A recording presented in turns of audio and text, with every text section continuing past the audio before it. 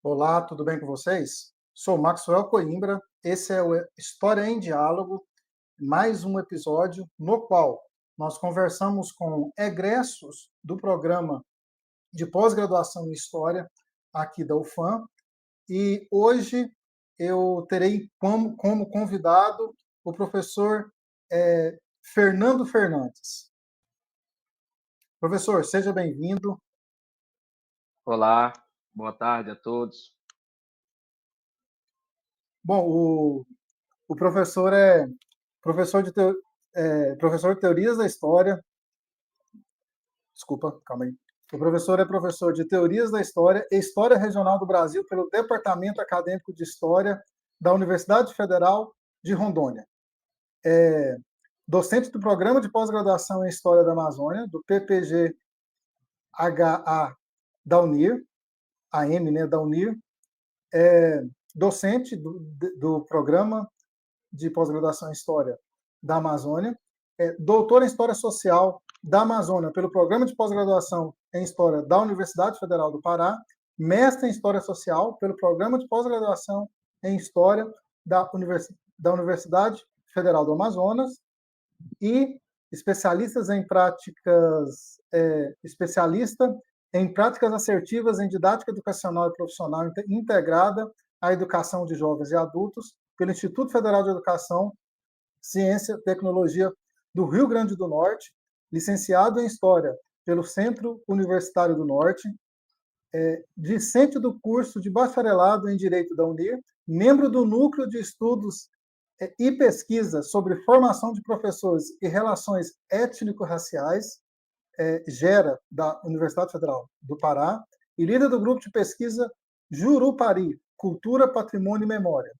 Tem também experiência com temáticas relacionadas à formação de professores no âmbito da UFPA, da UFAM e da UNIR, tem desenvolvido trabalhos com temáticas relacionadas às teorias da história e historiografia, metodologia do ensino de história, história da educação na Amazônia, formação de professores na Amazônia, história da Amazônia colonial, relações étnico-raciais na educação básica, comunidades tradicionais e ensino superior na Amazônia, educação escolar indígena, movimentos de professores indígenas. Bom, para além dessa apresentação, que nós podemos ver também na internet, fale um pouquinho quem é o professor Fernando, para além do currículo Lattes. Então, professor Maxwell, mais uma vez, boa tarde. Gostaria de, primeiramente, agradecer pelo convite, estar participando desse projeto tão especial, que é o estabelecimento dessas relações com os egressos do Programa de Pós-Graduação em História Social da Universidade Federal do Amazonas, a UFAM, e também estender o meu agradecimento também ao colegiado do PPG-H UFAM.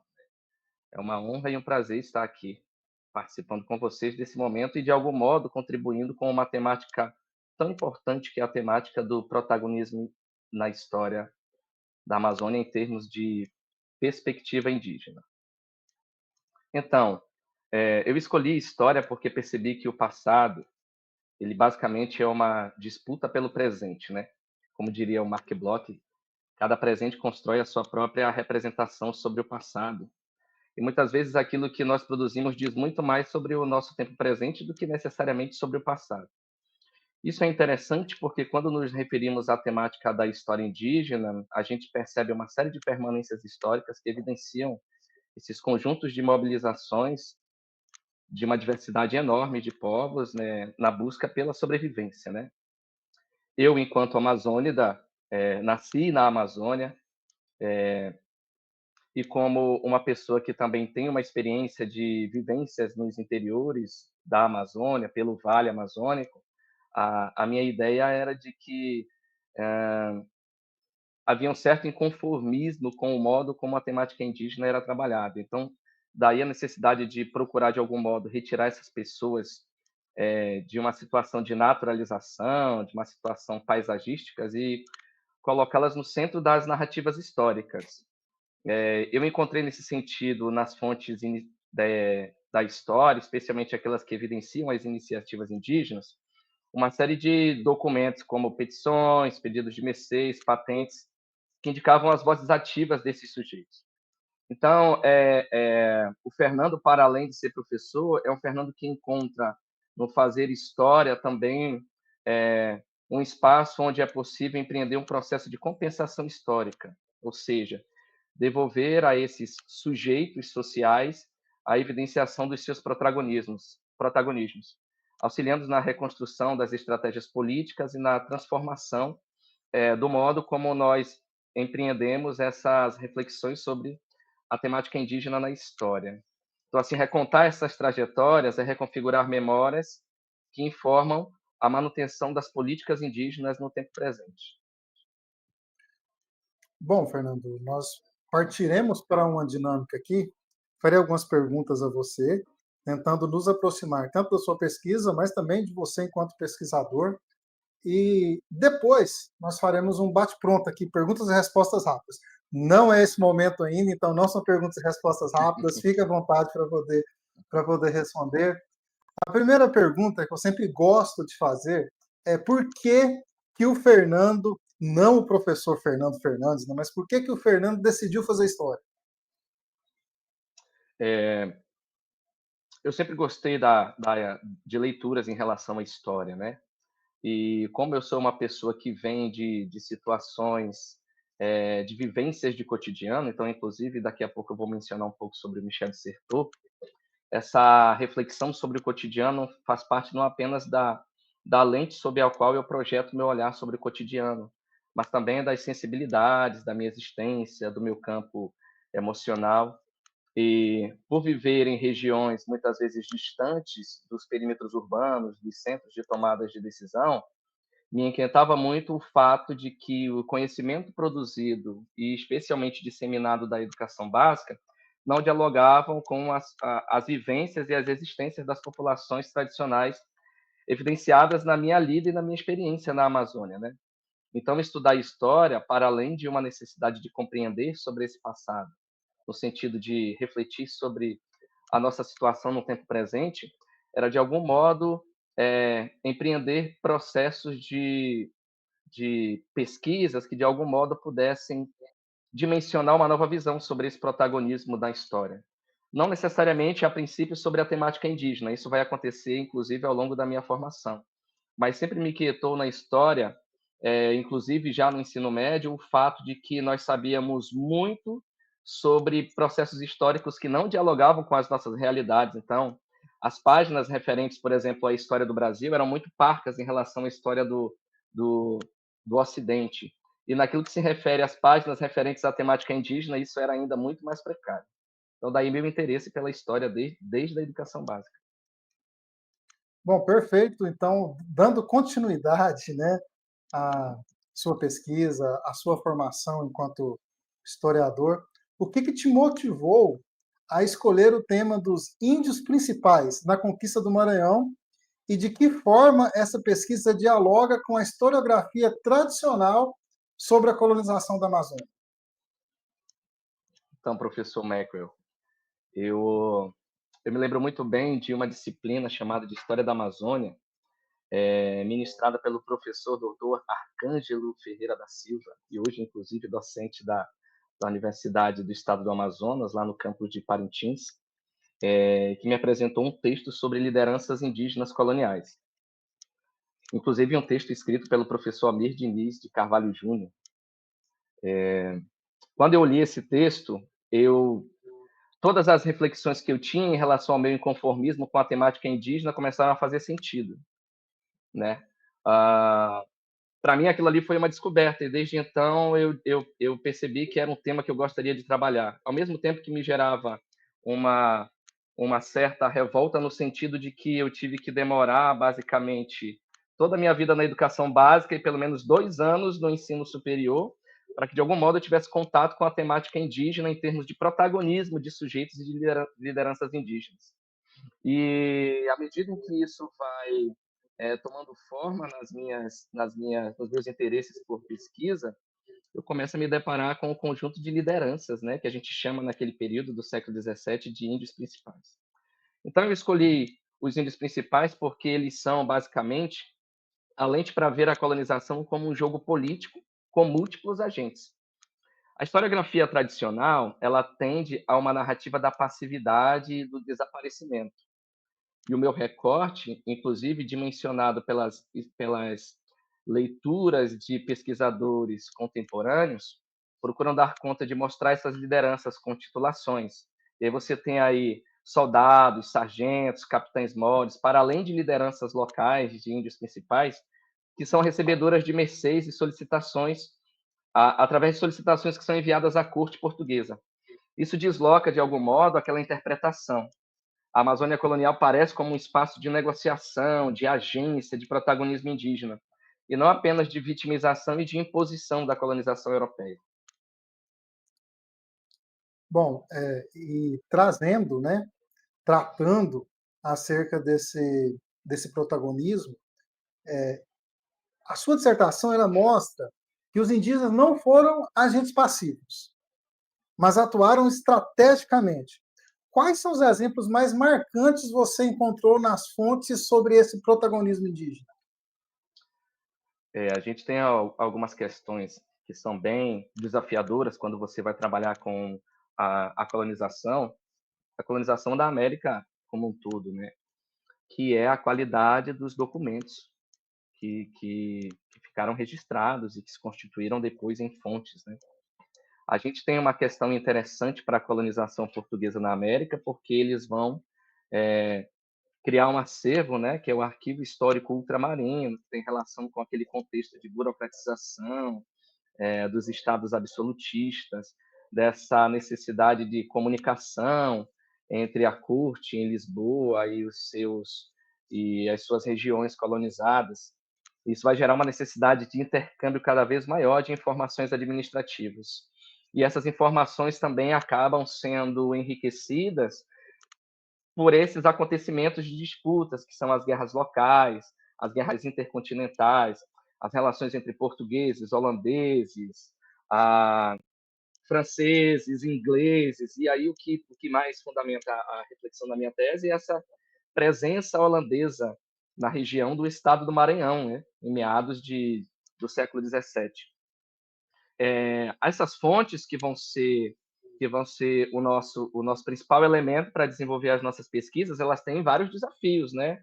De você conseguir localizar escritos que deem conta da temática indígena, não em termos de vê-lo como uma pessoa que pode ser manipulada, em termos de um inimigo em potencial, em termos de alguém que precisa ser evangelizado, etc. Mas o principal desafio é ver esse sujeito enquanto um agente político capaz, né, de tomar as suas próprias decisões, um sujeito de querer e de poder. De todo modo, inclusive eu gostaria de sinalizar que outros historiadores da Amazônia já procuraram dar conta disso. Já citei o professor Almir, tem o professor Rafael Ale Rocha, tem o professor Francisco Jorge dos Santos, que desenvolve um trabalho excelente também. E muitos outros historiadores também, professor Auxílio Omar Ugarte, professora Patrícia Sampaio, dentre outros. Mas as fontes basicamente apontam para 3 eixos: a questão militar, especialmente as fontes com as quais eu trabalho, as questões de ordem jurídico, política e as questões de mobilidade. Militarmente, as chefias indígenas conduziram números expressivos de pessoas, que acabaram sendo decisivos nessa relação, não apenas contra os holandeses, mas também a favor dos holandeses. Porque, na verdade, é uma questão que me parece muito interessante, e já haviam intelectuais na época que diziam que quem venceria a guerra seria portugueses e holandeses, mas, na verdade, aqueles que tivessem a maior habilidade de estabelecer alianças com as lideranças indígenas e com as comunidades a eles relacionados, porque o elemento indígena era o elemento central naquele contexto bélico. Então, você vai encontrar negociações, condições de participação a serem estabelecidas. Juridicamente, você vai encontrar petições formais de mercês, concessão de patentes militares, pedidos de honras e de mercês enviados à corte, termos de mobilidade, descimentos, reorganização de aldeias, e todos esses instrumentos eles apontam para indícios da dinâmica na região amazônica, né? E de como as populações indígenas se utilizaram de táticas e de estratégias para preservar a sua autonomia, para redistribuir a força de trabalho, que é um elemento importante. Então, em síntese, esses atos demonstram cálculo, leitura de contexto e apropriações criativas de ferramentas dos colonizadores, como diria o Michel de Certeau, se utilizando de elementos criados por grupos dominantes, se apropriando desses elementos com outros sentidos, outros interesses e outros usos, e fazendo essa dinâmica da colonização operar nos termos da dimensão indígena. Ou seja, essas ações elas têm um objetivo claro no período colonial. É o prestígio, é a proteção, são os recursos para a comunidade e, especialmente, de algum modo, dimensionar esse controle pela distribuição da mão de obra indígena dentro da colônia. Bom, acredito que eu irei perguntar a você agora, junto às duas respostas anteriores, você poderia explicar como a guerra contra os holandeses transformou o papel político e militar das lideranças indígenas no estado do Maranhão? Então, professor, algumas lideranças indígenas dentro do período colonial, e aí, às vezes, é muito mais tranquilo a gente colocar os indígenas ou como sujeitos passivos ou como inimigos dentro do contexto colonial. E aí a gente se esquece muitas vezes que nós estamos lidando com seres humanos, com pessoas que são passíveis de encontrar alternativas de solução para os seus problemas mais elementares. Então você tem grupos indígenas que vão se aliar aos colonizadores. Existem grupos indígenas que vão fazer parte dessa construção do ambiente colonial. Você não tem apenas inimigos, você tem, inclusive, grupos indígenas que vão se associar aos colonizadores de modo a fortalecer as suas estratégias de luta para guerrear contra grupos étnicos considerados inimigos em períodos milenares. Então, grupos submetidos a relações de dominação por outros grupos indígenas tendiam, naquele período, a se aliar aos colonizadores, quer sejam portugueses, holandeses, franceses, de modo a fortalecer-se para a manutenção de um elemento básico, que é a sobrevivência. E alguns desses sujeitos e coletivos vão se inserir dentro desse ambiente colonial também, porque vão considerar esses elementos da cultura material da colonização como elementos atrativos. Alguns vão se utilizar da religião, porque a religião também acaba constituindo um espaço de liberdade dentro da colônia, mas outros também vão se converter ao cristianismo porque consideram a religião como um elemento amplificador dos seus anseios, quer sejam físicos, espirituais, cosmológicos, etc. Então, o que acontece nessa guerra contra os holandeses é uma questão muito interessante, porque a guerra vai reposicionar esse conjunto de chefias que se destacam nesse contexto de guerra, aproximando esses indígenas do núcleo do poder colonial. Nesse caso, os indígenas, dentro desse contexto, vão se tornar imprescindíveis militarmente, vão ganhar patentes, vão ganhar honras, vão ganhar reconhecimentos, e como desdobramento dentro do cotidiano colonial, vão passar a influenciar decisões sobre o trabalho e a defesa dos territórios. Esse conflito também vai gerar a criação de legislações, especialmente a legislação de 1647, que vai regulamentar o pagamento do salário referente aos indígenas considerados livres, apesar de que na prática existe muita discussão em termos disso. Vai gerar a criação de uma nova legislação em 1655, sobre a administração temporal e atemporal dos aldeamentos missionários, especialmente jesuítas, onde os indígenas vão passar a ser responsáveis por essa distribuição da mão de obra. Basicamente, é claro que, como a gente está num ambiente de construção, essa legislação colonial, especialmente aquela que ampara a questão indígena, ela vai oscilar muito em relação àquelas que tentam explorar o trabalho das pessoas indígenas e seus territórios. De todo modo, uma coisa é importante a gente perceber, que todas essas normas, essas leis criadas em favor da questão indígena e da sobrevivência indígena, elas são dimensionadas pelo modo como essas lideranças vão se articular dentro desse contexto. Então, o contexto da guerra contra os holandeses, ela vai gerar ganhos positivos para a questão indígena. Em consequência, as lideranças indígenas, de algum modo, também vão ampliar a sua autonomia política e vão converter esse reconhecimento bélico em capital político local. O conflito, em síntese, ele vai acelerar a institucionalização de funções indígenas na estrutura colonial. Posteriormente, como eu havia dito, a gente vai ter várias oscilações, né? Em 61 a legislação modifica, em 86 a legislação modifica, e ela vai se transformando ao bel prazer do calor do momento e das relações ali dentro da colônia. Bom, acredito que, com sua fala, quem nos ouve ou quem nos ouvirá fica interessado ou instigado a saber sobre personagens, né? E lendo sua pesquisa, ao longo dela, aparecem alguns personagens indígenas, né, específicos, como Lopo, Marapirão, Alexandre de Souza. Quem foram esses personagens e por que eles se tornaram figuras de importância ou figuras centrais em sua análise? Vamos lá. O Lopo, o Marapirão e o Alexandre de Souza, eles vão representar tipologias de lideranças indígenas coloniais que são específicas. Um é articulador militar, o outro é um negociador local, o outro é um intermediário entre aldeias, missões, administração colonial. Cada um vai personificar o modo como as chefias converteram prestígio local em reconhecimento formal. Seguir a trajetória desses sujeitos nos permite conectar as biografias deles à estrutura das políticas e das relações sociais dentro da colônia. Por que Lopo, Marapirão e Alexandre? Porque são as lideranças, eu não diria que são as lideranças que se destacaram, são aquelas lideranças em que a gente consegue encontrar maiores indícios dentro desse ambiente colonial, dentro desses registros deixados pela dinâmica da colonização. O Lopo, ele é uma liderança indígena que comanda uma aldeia muito populosa, ele é responsável pela dinâmica dentro da sua comunidade, é ele que determina quem vai ser distribuído como mão de obra para quem. O Alexandre de Souza, ele acaba sendo um articulador entre uma diversidade de comunidades indígenas. E agora tem um que me chama bastante atenção, que é o Antônio Marapirão. O Antônio Marapirão é uma figura emblemática. O primeiro indício, o indício do nome dele que eu encontro é em 1643. Nesse documento ele e o pai dele envolvido dentro da questão já do contexto da guerra contra os holandeses.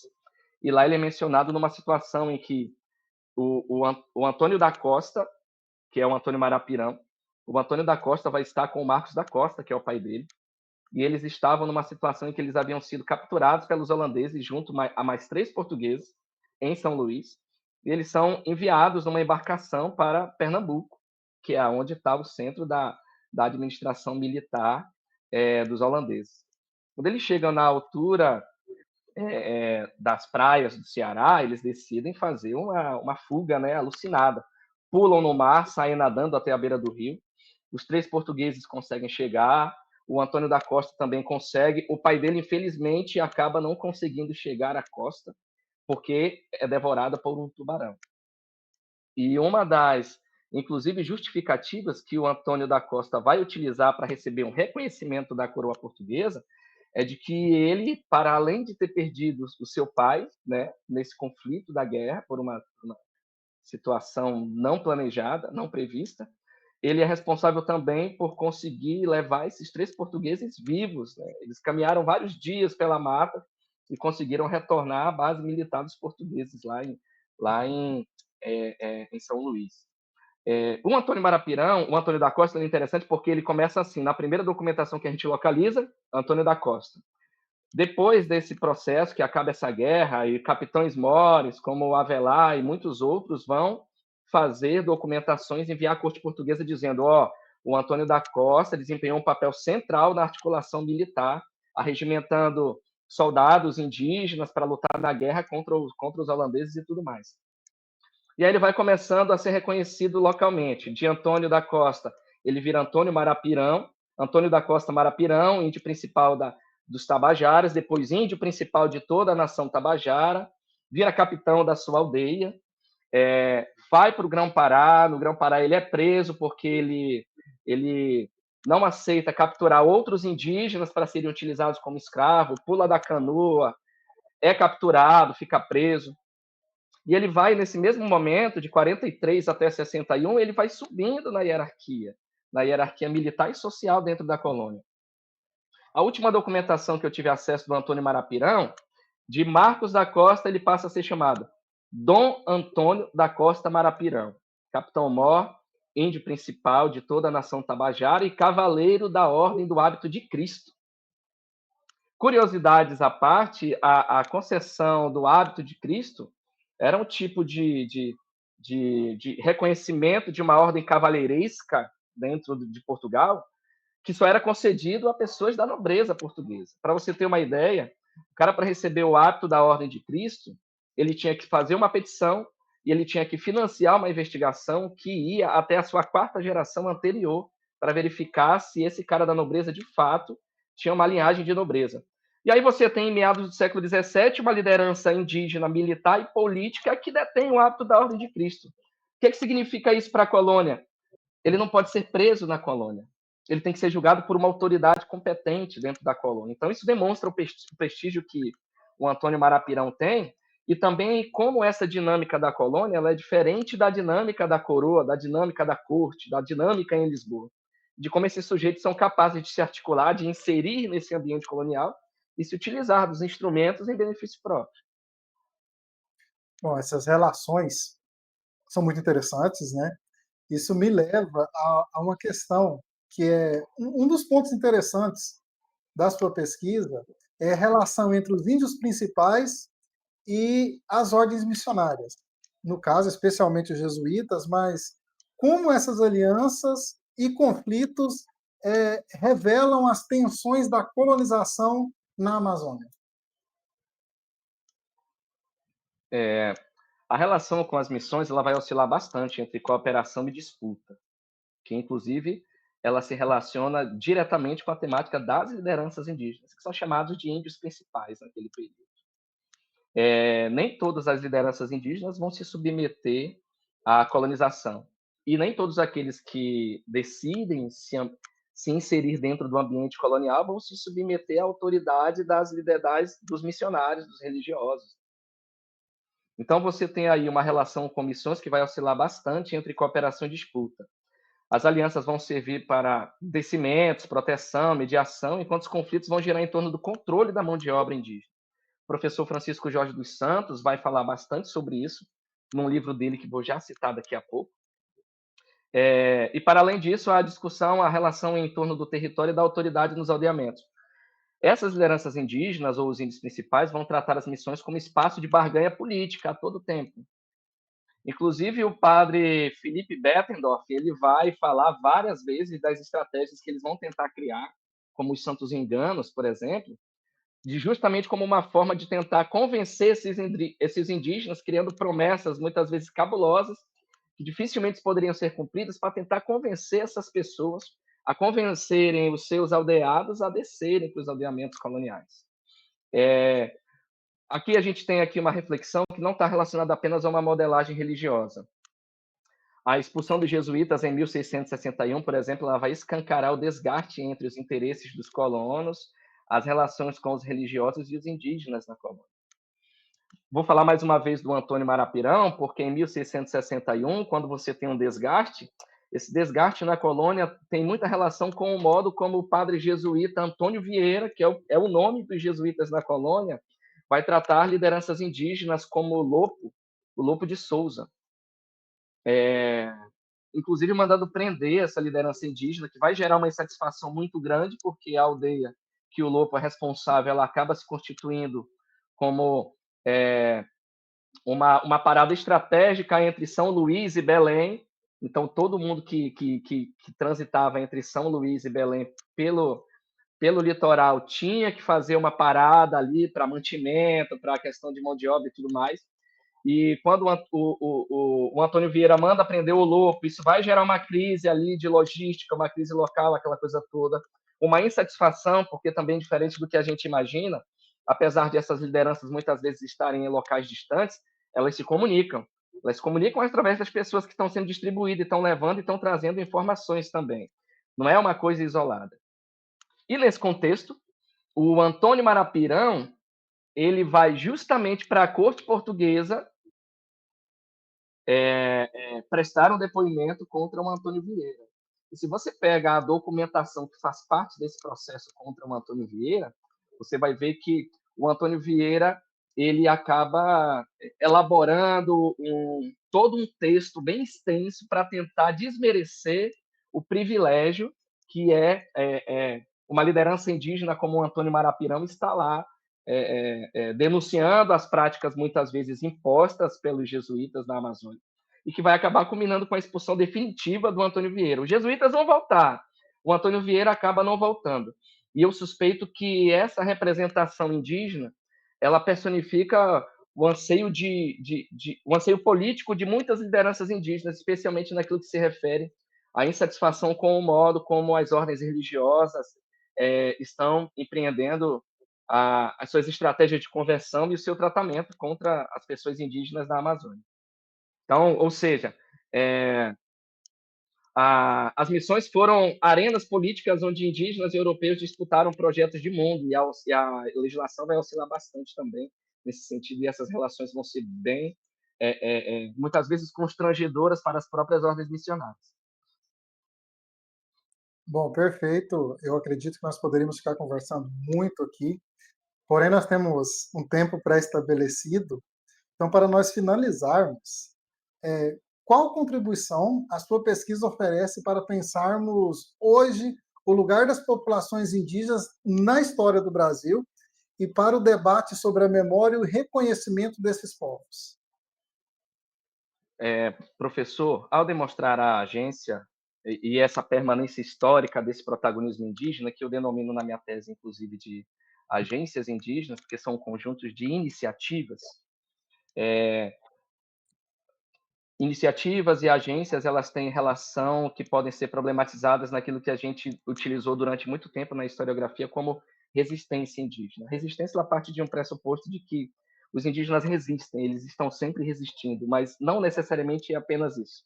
Apesar de que o termo não quer englobar isso, mas ele acaba limitando muitas vezes e esvaziando essa outra dimensão que é essas iniciativas tomadas por sujeitos e coletivos indígenas, que estão para além de uma resposta a um processo de colonização. Então, ao demonstrar essa agência e essas iniciativas contínuas, a pesquisa reafirma que povos indígenas são coautores da história brasileira. E isso tem implicações práticas.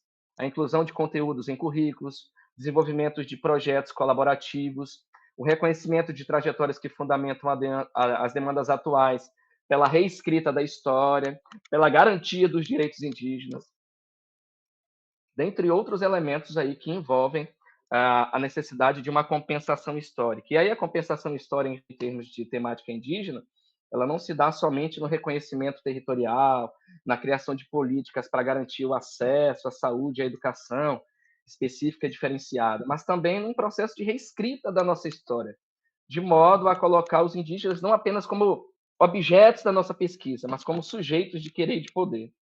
Porque os povos indígenas, eles têm as suas próprias histórias, são agentes dessas histórias e refletem sobre as suas histórias. Então, evidenciar esse protagonismo indígena é um passo importante, inclusive, para problematizar a escrita da história do Brasil, mas também para a criação de políticas públicas que tratem as pessoas indígenas como sujeitos históricos, mas como também sujeitos contemporâneos que são da sociedade brasileira. Uma memória reconhecida é base para a justiça prática, simbólica, política e também para refletirmos sobre a questão indígena no tempo presente e hoje e para o futuro, inclusive, da questão indígena. Bom, perfeito. Uma pergunta que eu tenho, que eu sempre faço, quais são, né, mas também quais foram as perspectivas do professor Fernando após essa pesquisa? Professor Maxwell, Eu desenvolvi essa dissertação entre 2013 e 2015. E logo em seguida, na época a gente não tinha um curso de doutorado e eu fui fazer o doutorado em História Social da Amazônia na Universidade Federal do Pará. E, a princípio, a ideia era verticalizar a minha reflexão para aprofundar essas discussões sobre a temática das lideranças indígenas. Mas conforme as pesquisas foram avançando e também na medida em que eu fui estabelecendo reflexões com a questão indígena no tempo presente, eu fiz uma verticalização em relação à minha pesquisa. Então, as minhas pretensões iniciais era dar continuidade à pesquisa ainda no século XVII, aquela coisa toda, na região do Grão-Pará e tudo mais. Só que o próprio encaminhamento da pesquisa evidenciou que existe uma permanência histórica e uma relação histórica com a temática indígena que toma forma no seio da colonização. Então, para a minha discussão para o doutorado, eu privilegiei trabalhar com os movimentos indígenas contemporâneos, numa espécie de aquilo que eu vou chamar na minha tese de emergências políticas e sociais dos povos indígenas, que toma forma num contexto bem interessante, que é o contexto da ditadura militar no Brasil, que são os anos 70. E você vai ter o desenvolvimento de assembleias indígenas, que partem de uma dimensão local, regional, internacional, inclusive ao som de voos internacionais, e que, de algum modo, vão desempenhar um papel importante no reconhecimento, no texto constitucional de 1988, da diversidade e da diferença de povos no Brasil, abrindo precedentes e elevando à dimensão jurídica os direitos conquistados historicamente pelos povos indígenas no nosso país. Eu achei isso muito interessante e muito necessário, porque a luta dos povos indígenas por suas sobrevivências, pelo respeito e a garantia das suas diversidades, ela é uma permanência histórica. E ela é tão presente hoje, evitando, obviamente, as generalizações e os anacronismos, quanto foram no período das primeiras relações de contato. Então, as minhas expectativas eram dar continuidade a essas pesquisas com esses povos, e hoje eu continuo trabalhando com isso, nos meus projetos de pesquisa, nos projetos de iniciação à pesquisa científica, continuo procurando dar conta do protagonismo indígena, sempre em termos de evidenciação de sujeitos e coletivos étnicos como sujeitos de querer e de poder, procurando evidenciar as suas ações. Então, e esse é um exercício que aparentemente é tranquilo de fazer, mas ele não é. Você conseguir trazer essa questão do sujeito indígena para a evidência, colocá-lo como sujeito de querer e de poder na escrita da história, é uma coisa que você vai aprendendo ao longo do tempo. Então, assim, para que eu possa dar continuidade, eu pretendo continuar nessa perspectiva de ampliar comparações regionais, integrar história oral e etnohistória, produzir materiais didáticos dentro da possibilidade, porque essa transposição didática daquilo que a gente produz na universidade para ser utilizada na educação básica é tão importante quanto a gente gerar uma descolonização do pensamento no campo da intelectualidade brasileira, que é justamente as pessoas que compõem o núcleo universitário no nosso país. Mas levar isso para a educação básica é importante, para que pessoas como eu, por exemplo, não tenham que correr o risco de repente, passar anos da sua vida de formação sem ter uma oportunidade de discutir a problemática do protagonismo indígena lá na educação básica. Projetos futuros incluem mapear redes de liderança no Norte, parcerias com antropologia, arqueologia histórica e programas de extensão, para desenvolver resultados junto às comunidades e às escolas indígenas.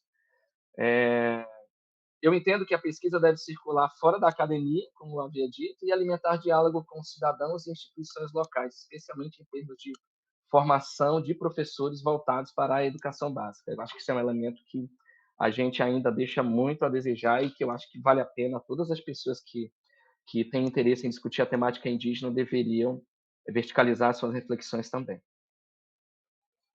Bom, sua fala nos mostra algo que, em certa medida, né, nós sabemos que nosso trabalho ele é contínuo, mas também nossa formação ela é contínua, né?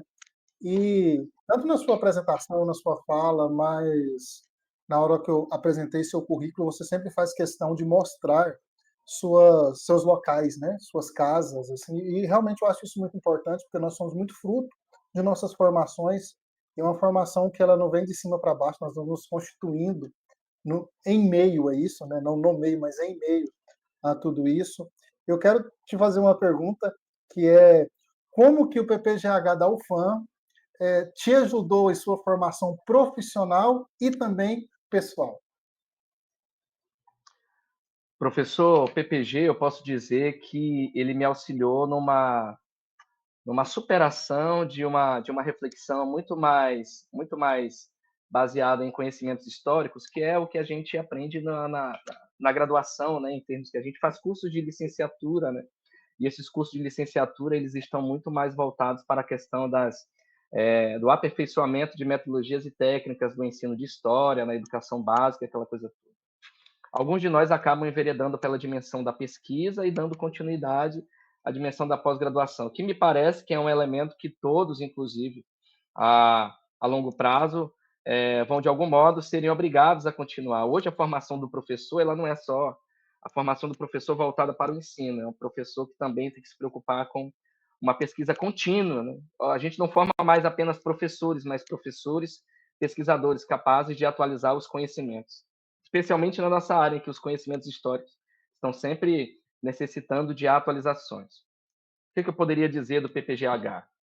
Aprendi metodologias e técnicas da pesquisa, a ampliar minhas reflexões bibliográficas, ampliar minhas reflexões críticas. Aprendi a trabalhar com os documentos coloniais, com legislações. Aprendi muito sobre o momento histórico que eu pesquisei, que é esse período colonial. O programa abriu portas para a docência, publicações, projetos de extensão, me auxiliou na formação da minha prática enquanto docente, enquanto discente, centrado nessa pesquisa que privilegia uma história crítica. Então, estudar história social no programa de pós-graduação em História da Universidade Federal do Amazonas enriqueceu bastante as minhas reflexões. Me gerou também uma questão muito interessante. A gente tem a impressão de que fazer uma pós-graduação é apenas você aprofundar um determinado conhecimento. Não. As suas estruturas cognitivas elas também se transformam na medida em que você tem contato com outras reflexões de qualidade.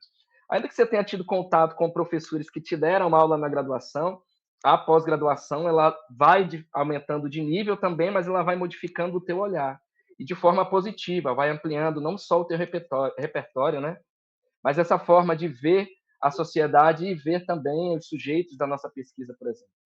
Então eu levo para a sala, levo no coração, levo na minha mente as exigências, as críticas e o compromisso que eu aprendi com os professores da UFAM e do programa de pós-graduação em História Social.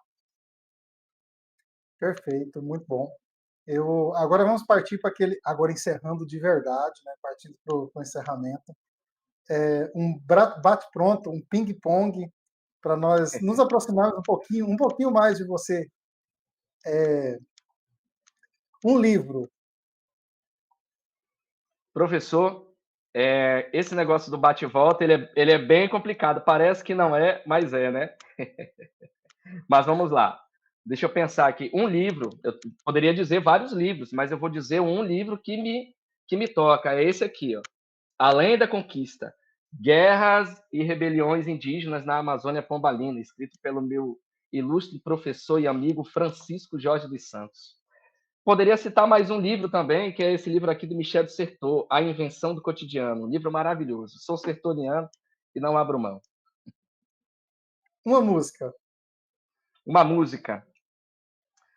Os Paralamas do Sucesso, eles têm uma música que é muito conhecida chamada A Novidade, mas eu gosto muito mais dessa música interpretada pela banda Nenhum de Nós.